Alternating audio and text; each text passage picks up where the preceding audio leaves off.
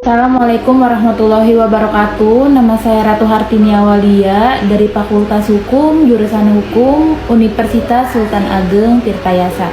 Di sini saya ingin membuat tugas video wawancara Pancasila, yaitu tentang pemahaman Pancasila sebagai dasar negara Indonesia.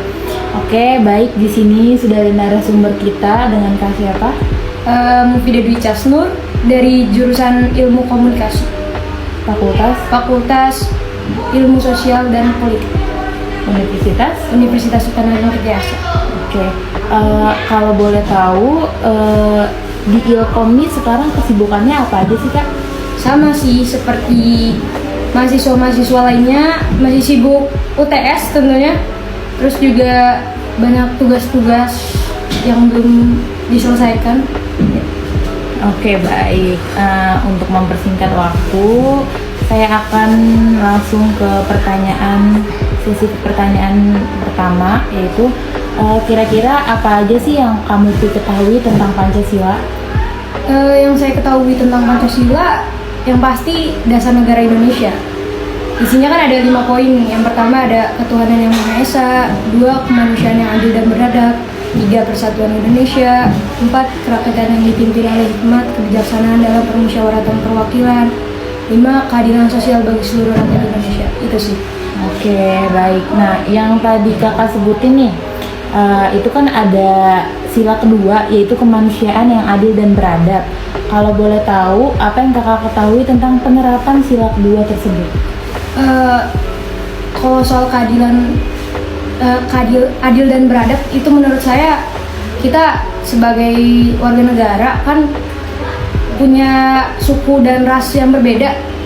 Kita tuh nggak boleh memperlakukan seseorang secara spesial atau diskriminatif, seperti kayak orang yang berkulit hitam agak didiskriminasi di sekolah atau gimana. Kita harus adil memperlakukan setiap orang. Terus itu juga termasuk beradab, karena menurut saya kita harus menghargai orang lain, itu termasuk adab dalam Pancasila. Oke, baik. Nah, mengenai sejarah Pancasila nih, sedikit yang ingin aku tanyain. Kira-kira kamu tahu nggak sih kapan hari lahirnya Pancasila?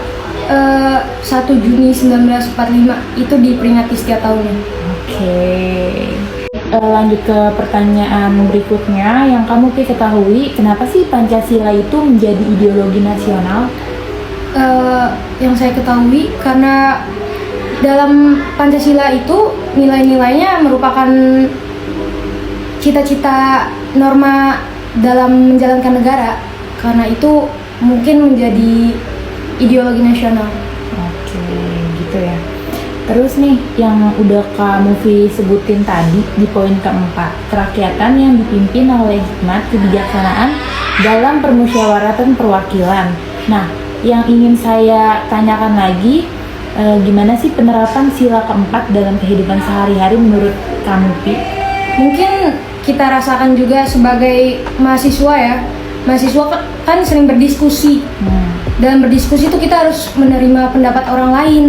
Ketika orang lain sedang berbicara, kita harus mendengarkan. Juga kita harus menerima hasil dari keputusan atau musyawarah yang kita sedang diskusikan atau gimana tuh, kita harus terima, nggak boleh dendam ataupun menjadi konflik. Itu aja sih. Terus apa sih yang kamu ketahui tentang fungsi-fungsi Pancasila? Yang saya ketahui jelas, fungsi utamanya adalah sebagai dasar negara dan pandangan hidup bangsa. Oke. Di Pancasila tuh kan ada simbol-simbol ya, ada kelima simbol. Nah, tolong disebutin simbol-simbol tersebut tuh ada apa aja? Simbol-simbolnya kan ada 5.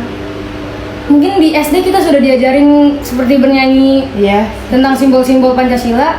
Kayak yang pertama, 1 bintang, 2 rantai, 3 pohon beringin, 4 kepala banteng, 5 padi dan kapas. Itu sih. Jelas. Oke, masih inget ya sampai sekarang ya? Iya. Masih melekat. Ke pertanyaan selanjutnya lagi, Menurut kamu Pi, apakah Pancasila sudah terimplementasi atau belum saat ini? Kalau untuk saat ini mungkin belum, karena kita kan udah zamannya globalisasi. Ya. Dan globalisasi ini tuh kita gampang banget menyerap informasi dari luar, kayak budaya-budaya asing, mulai dari makanan, musik, ataupun budaya. Kita kayak mungkin lebih terpengaruh budaya luar, sehingga kadang melupakan Pancasila. Seperti anak muda sekarang yang banyak konflik dengan mungkin kesukaannya. Contohnya bisa disebutkan nggak?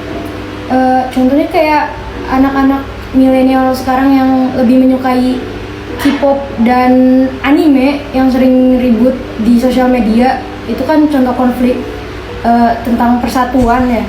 Jadi menurut saya itu kurang terimplementasi.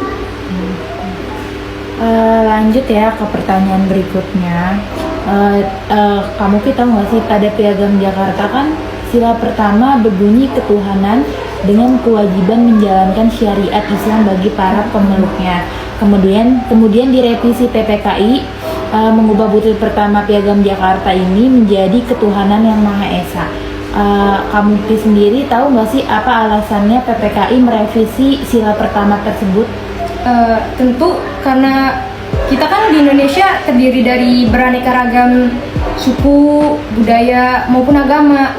Karena di Indonesia mungkin mayoritasnya Islam, namun kan kita tidak bisa menghiraukan agama-agama lain. Jadi kita harus bertoleransi. Sebagai bentuk toleransinya itu maka diubah ke dalam Pancasila.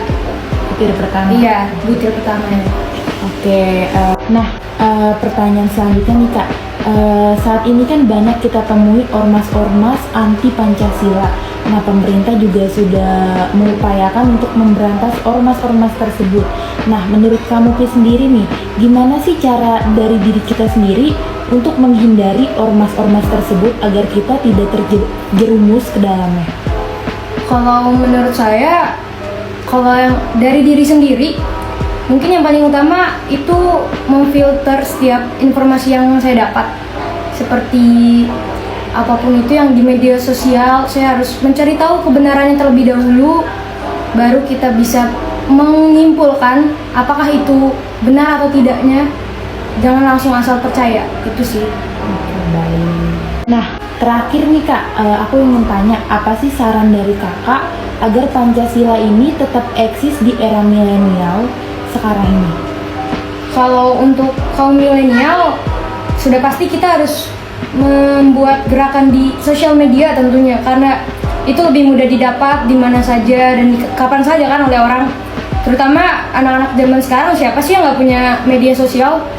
Jadi kita bisa membuat kampanye di media sosial dan disebarkan dan dibagikan ke para ke para orang tua juga tentunya. Terutama kan orang tua bisa mendidik anaknya yang masih pada di bawah umur, tentunya kan biar lebih tetap eksis ya, karena yang memegang penerus bangsa kan ya kaum milenial. Jadi kita harus yang para dininya kita harus didik dengan benar juga, itu sih. Oke, sekian, terima kasih buat kamu Pi karena udah mau berpartisipasi dalam wawancara saya kali ini. Selamat dulu dong. Sekian wawancara dari saya. Wabillahi taufiq walhidayah. Wassalamualaikum warahmatullahi wabarakatuh. Wah.